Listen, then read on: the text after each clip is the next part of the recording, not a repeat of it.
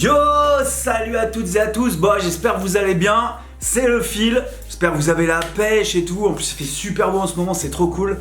Voilà, donc je vous check là sur une vidéo, comme dit dans la vignette, dans ma vie, je me suis fait parfois embarquer dans des trucs un petit peu bizarres, et là pour le coup je me suis fait embarquer par rapport à mes énergies personnelles qui intéressaient des sorciers, un couple de sorciers. Je vais vous raconter un petit peu cette histoire, comment je me suis retrouvé un petit peu dans leurs pattes et comment j'ai pu me faire manipuler, pourquoi, les tenants, les aboutissants, etc.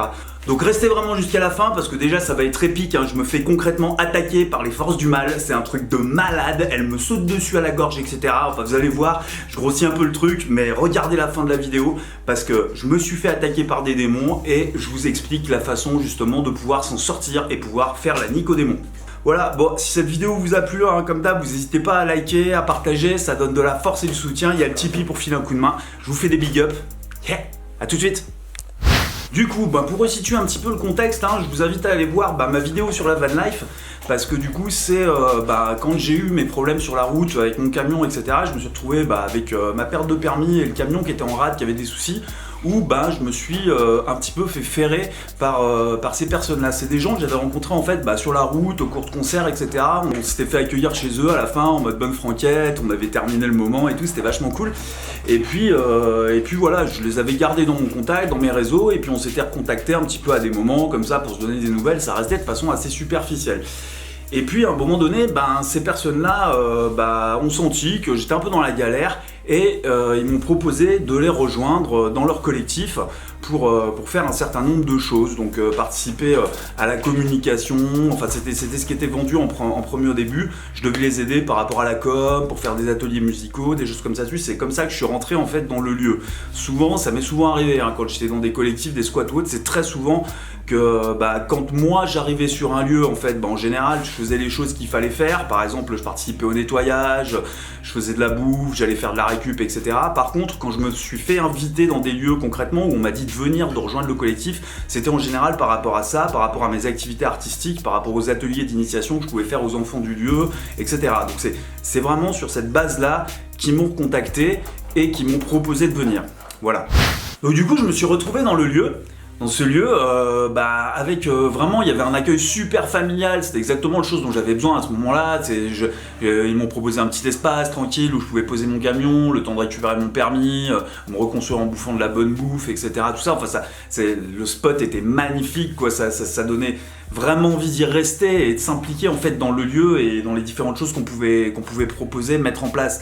Donc toujours, comme je le disais, vraiment à la base, normalement sur cette base de communication, m'occuper de faire le site internet, mettre en place des ateliers pour attirer les gens du village, mettre en place des choses, et du coup on était vraiment parti là-dessus. Et puis petit à petit en fait je me suis rendu compte que ils étaient très très intéressés en fait par tout ce qui était au niveau spirituel chez moi, par déjà mes énergies, mais dans une logique un petit peu de les aider, etc. Donc moi au début j'étais un petit peu en petit padawan, quoi. Le maître de maison, il me fournissait des livres super intéressants sur la gnose, sur la cabale, les premiers livres d'alchimie que j'ai pu lire, les tout premiers avant même de m'intéresser à l'alchimie, de faire un rapport avec mon parcours. Mais déjà j'étais tombé sur des bouquins là-dessus. Il avait vraiment une bibliothèque exceptionnelle avec énormément de savoir justement réservé aux initiés ou même voir des bouquins un peu secrets, etc., de sorcellerie, des choses comme ça. Donc c'était vraiment très très intéressant, quoi, ce que je pouvais découvrir en fait dans cet espace-là. Et puis petit à petit, en fait, je me suis rendu compte que les ateliers, les choses comme ça, etc., c'était pas forcément les choses qu'on mettait en place. On mettait vraiment plus en place des cercles de parole, des cercles de partage énergétique, des sortes de moments en fait où on se tirait les cartes, où on faisait des choses comme ça, et où du coup, ça flattait mon ego, mais mes énergies étaient vraiment beaucoup utilisées dans ces processus-là.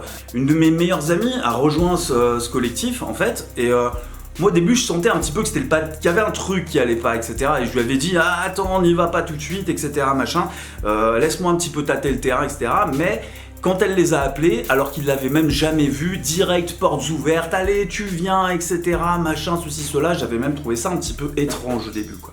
Mais bon voilà, on était bien, on s'occupait du jardin, des enfants, on faisait de la musique, on se faisait des bonnes petites bouffes et tout, avec la bouffe du marché, en mode super sain, tout ça. C'était vraiment vraiment chouette quoi, la vie un petit peu rêvée qu'on peut avoir sur un écolieu, qu'on peut vouloir avoir quand on y va quoi. Même des personnes de l'extérieur qui venaient nous voir, qui venaient sentir un petit peu le terrain, voir si elles voulaient s'installer, parce qu'on avait des envies de monter un collectif aussi un peu plus grand. Et puis je l'ai pas compris tout de suite, mais bizarrement ces personnes-là qui me semblaient, moi, je les voyais très saines, partaient un petit peu en courant en fait de ce lieu-là.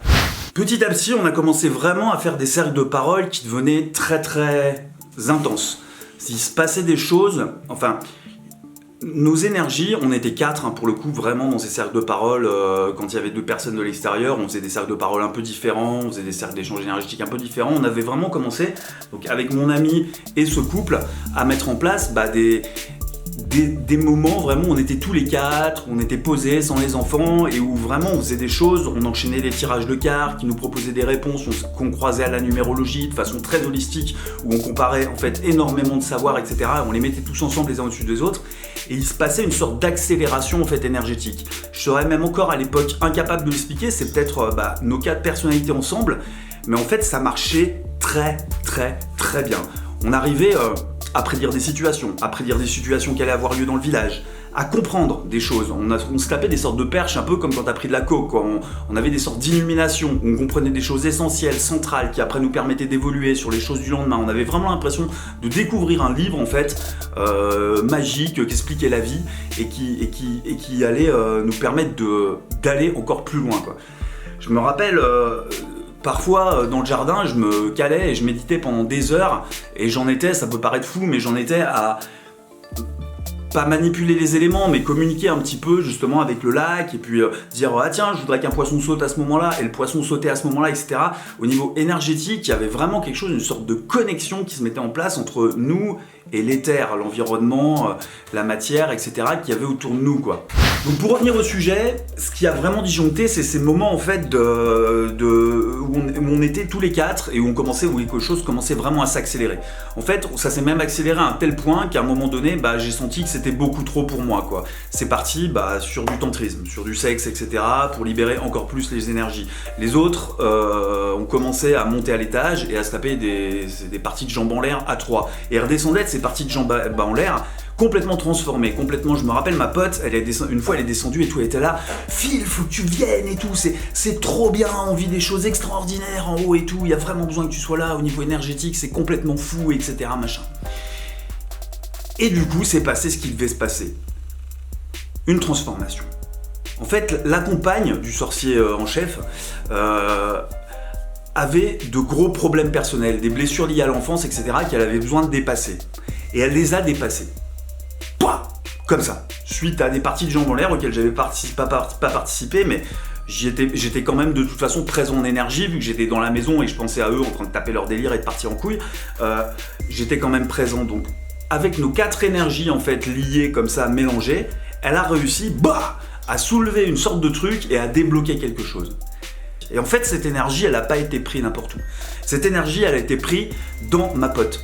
Ma pote a complètement disjoncté. À partir du moment où, du coup, la femme du sorcier a réussi à se transcender, à débloquer son truc, ma pote a complètement disjoncté.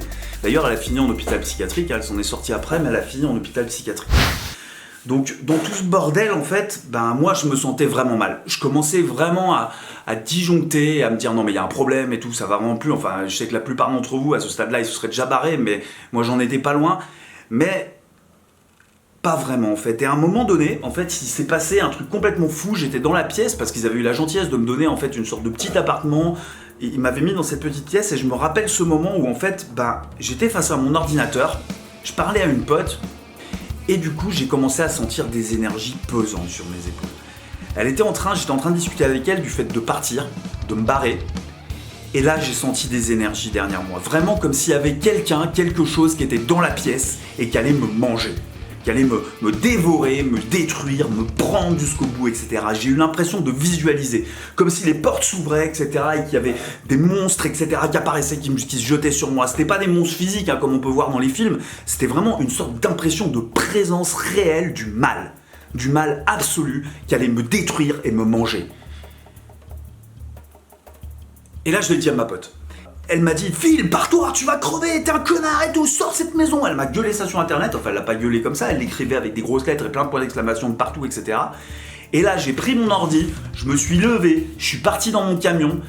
J'ai pris de l'encens, j'avais un encens protecteur que quelques semaines avant, une sorte de chaman rencontré en festival m'avait filé, m'avait dit tu vas en avoir besoin et tout. Donc j'ai pris son encens, je l'ai allumé, je me suis fait une sorte de cercle comme ça autour de moi dans le camion posé sur mon lit avec des petits morceaux d'encens plantés dans mes bougies, dans des trucs, dans des pommes de terre, des trucs, des machins. Et je me suis fait une cercle de protection avec l'encens et je me suis mis à prier, à me rappeler que en fait une énergie nocive, elle te prend si tu lui ouvres la porte. C'est un truc que j'ai toujours su.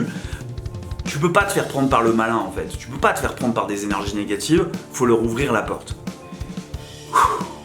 Et là, le truc c'est un peu redescendu, j'ai pu me poser, trouver le sommeil et dormir. Le lendemain matin, j'avais pas oublié ce qui s'était passé, forcément.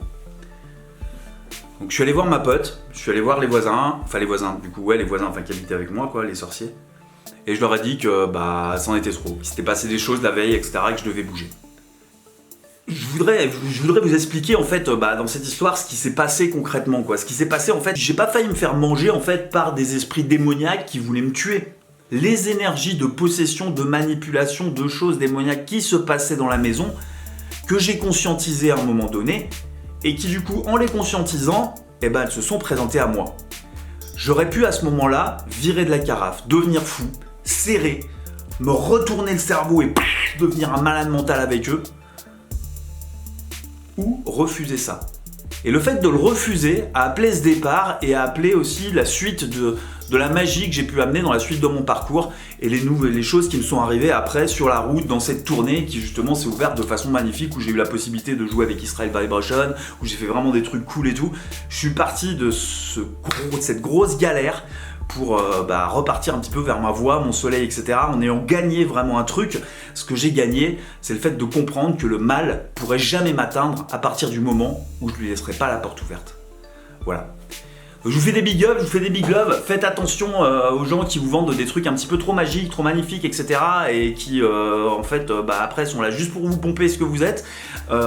Faites bien gaffe, hein, parce que bon, il y a des gens, ils font même pas ça exprès ou consciemment, ils le font juste parce que c'est la seule façon qu'ils ont trouvé pour pouvoir se sortir de leur bourbier.